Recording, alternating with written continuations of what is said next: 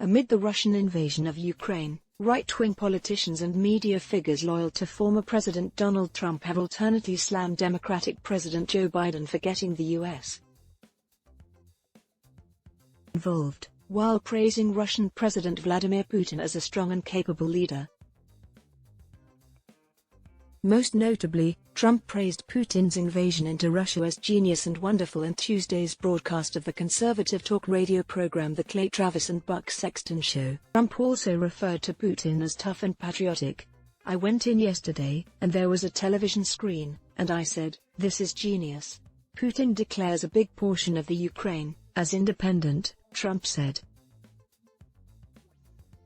"Oh, that's wonderful.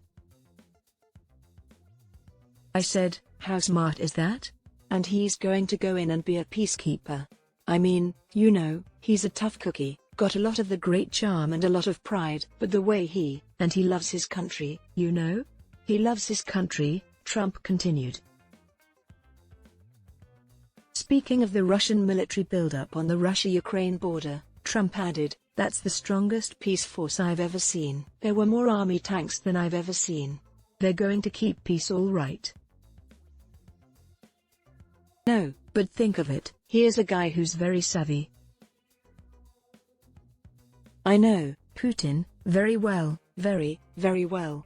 Trump's former Secretary of State Mike Pompeo has also repeatedly praised Putin in the run-up to the invasion. His praise has even been rebroadcast on Russian television. In late January, Pompeo said of Putin, "Very shrewd, very capable. I have enormous respect for him. I've been criticized for saying that.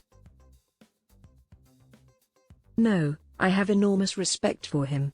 Speaking of Putin's capabilities during Pompeo's tenure, Pompeo said Putin was always well-informed and deeply clear about what Russian interests were. "I appreciated that. It required the same from us, from me, from my team.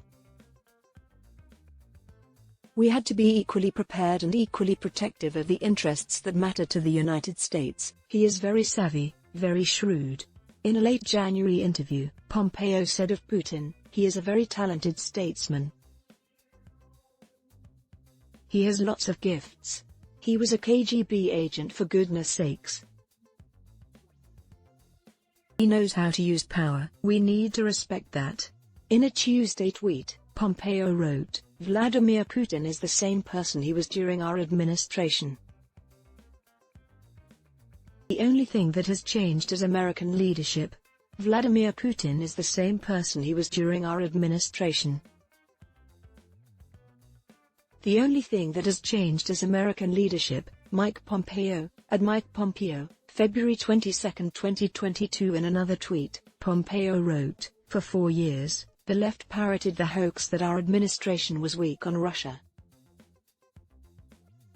Yet, they didn't dare invade Ukraine on our watch. But now they do." Who do you think Putin feared more? For 4 years, the left parroted the hoax that our administration was weak on Russia. Yet, they didn't dare invade Ukraine on our watch. But now they do. Who do you think Putin feared more? Mike Pompeo, at Mike Pompeo, February 22, 2022. Numerous Twitter commenters said Putin didn't need to invade Ukraine under Trump's presidency because Trump was actively opposed to NATO, a name shared by Putin. But despite Pompeo's praise, in a Monday tweet he also wrote, "Vladimir Putin is the aggressor. The Ukrainians are the victims. We should never shy away from that. Vladimir Putin is the aggressor. The Ukrainians are the victims. We should never shy away from that." Mike Pompeo, at Mike Pompeo, February 22, 2022. Other Republican politicians and Fox News hosts have essentially blamed Democratic President Joe Biden for not doing enough to stop Putin's invasion, or for causing it due to his family's alleged corruption. In the Tuesday broadcast of his show, Fox News host Tucker Carlson repeated a right-wing talking point accusing the Biden family of using their political standing to conduct illegal business deals to the benefit of Biden's son, Hunter Biden. If you've been watching the news, you know that Putin is having a border dispute with a nation called Ukraine, Carlson said. Now the main thing to know about Ukraine, for our purposes, is that its leaders once sent millions of dollars to Joe Biden's family. Not surprisingly, Ukraine is now one of Biden's favorite countries, Carlson continued. Biden is pledged to defend Ukraine's borders even as he opens our borders to the world. That's how it works. Invading America is called equity. Invading Ukraine is a war crime. The administration assures us this has nothing at all to do with repaying Joe Biden's personal debts to Ukrainian oligarchs. Not at all, he added. It's completely and totally unrelated. The point here is to defend democracy, not that Ukraine is a democracy. It is not a democracy. Carlson had previously said, Ukraine is not even a democracy. It's a corrupt Eastern European autocracy that has spent millions of dollars lobbying politicians in Washington and made the Biden family rich. Ukraine is considered a developing democracy by the US and the greater international community, according to The Independent. Carlson had previously referred to Ukraine's elected President Volodymyr Zelensky, a dictator who's friends with everyone in Washington. Echoing Carlson, right-wing media figure Candace Owens wrote in a Tuesday tweet, "A good starting place in your studies is Hunter Biden. Go pursue the relationships he has, in conjunction with China, in Ukraine. Ask yourself if it's just a coincidence the puppet president with billion-dollar interests in the region wants to go to war. A good starting place in your studies is Hunter Biden. Go pursue the relationships he has, in conjunction with China, in Ukraine. Ask yourself if it's just a coincidence the puppet president with billion-dollar interests in the region wants to go to war. https://t.go/hxtzoifin, Candace Owens, @RealCandaceO, February 22, 2022. Similarly, Fox News host Sean Hannity said that the invasion has occurred, in part, because Biden is too weak against Putin and, unlike Trump, hasn't chastised NATO allies for financing Russia by buying its oil while opposing its expansion. Weakness should not be an option, Hannity said on the Tuesday installment of his show. That's all I'm seeing, from Biden, right now. They must stop making Russia and Putin richer than ever. Of course, that would require bold leadership. And right now the world is missing a U.S.